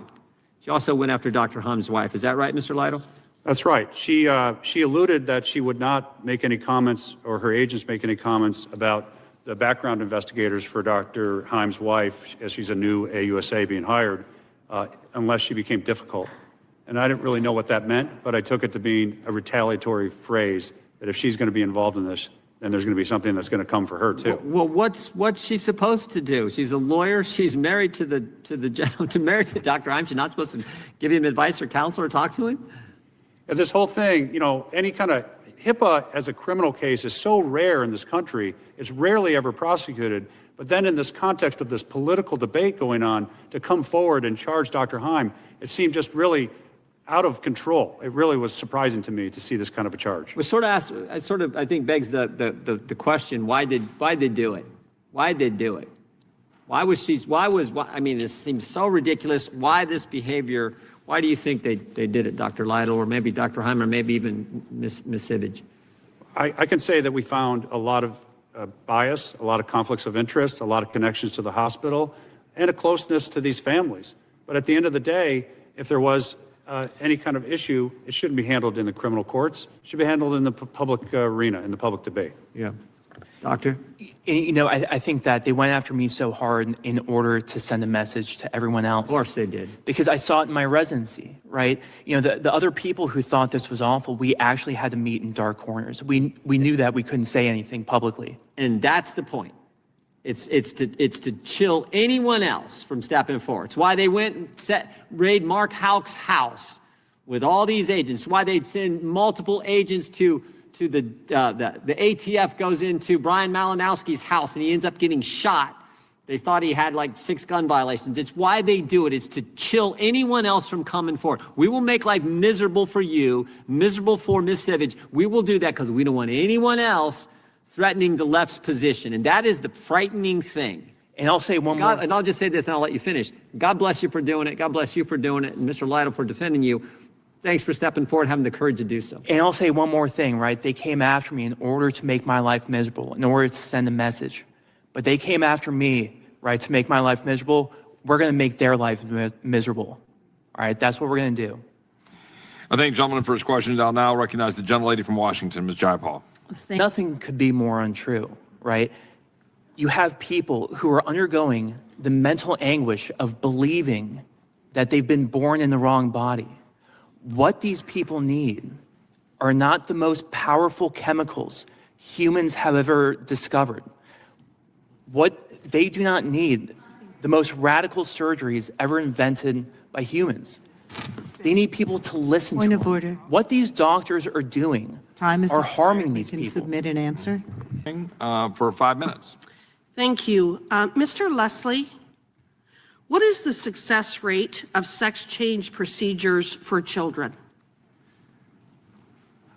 If you look at the testimony from medical societies, they indicate... It's 0. You can't change your sex. So it's 0. So I want the record to be clear that the Biden administration targeted and prosecuted Dr. Haim and Ms. Sivage for exposing medical procedure, surgery, and pharmaceutical intervention that has a 100% failure rate. Am I correct, Dr. Haim? That is exactly correct. Dr. Haim, you have exposed the fact that medical providers were providing dangerous and illegal treatments to minors. And both the Biden White House and the activists who are actually running the show behind the scenes didn't like what you were exposing. Isn't that also correct? That's correct. And do you think that their subsequent federal pressure was brought to bear on you was that merely a coincidence, or was it to try to stop you from exposing what they were doing? It was in order to prevent me from exposing what they were doing and to silence other whistleblowers. Okay. Ms. Sivage, what is gender dysphoria? And I ask that question because I'm a pretty well-educated person, a pretty well-read person.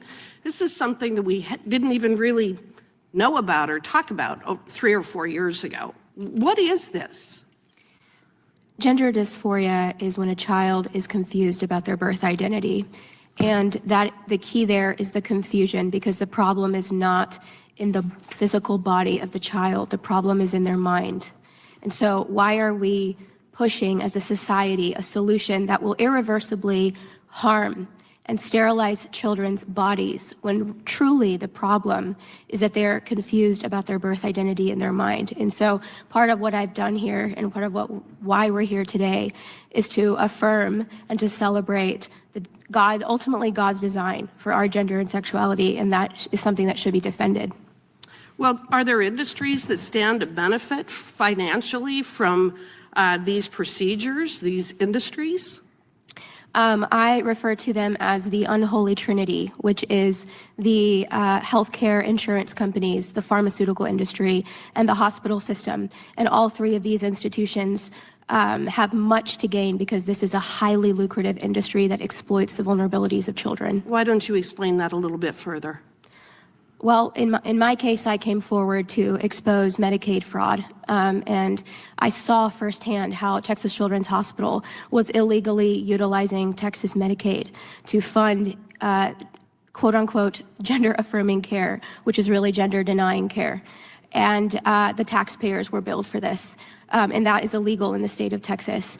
And so this benefited the pharmaceutical industry because the child is put down a path of medicalization, making them a medical patient for life. So the pharmaceutical industry has a vested interest in making sure that a child is initiated down this irreversible path. Dr. Haim, sex change hormones and puberty blockers are presented to patients and their parents as life-saving treatment. What is the reality and effects these treatments actually have on children? The reality is that what they're telling them is the opposite of the truth. These hormones, the blockers, the surgeries will put them down a path that they can never come back from. You know, they always say that it's reversible. But once you start changing your physiology from the inside out, right, because that's what these hormones do, they change the cellular architecture of every single cell in your body in a way that you can't take back. And, you know, it takes a while for the physical changes to develop. But once they happen, there's no going back. Okay, and so again, you've got lifelong patients as a result of these interventions. Yeah, and you know, they were saying that, you know, suicide rates have gone up. You know, is it any wonder that the suicide rates have gone up, but also the society, you know, convincing people that they're born in the wrong body, that, you know, the way they were created was a mistake, that the name their parents gave them is their dead name? Of course the suicide rates are going up, and it's exactly because of what these people call quote-unquote gender-affirming care. But what it really is the destruction of the self. It's a pretty cruel industry as far as I can tell. I have a lot more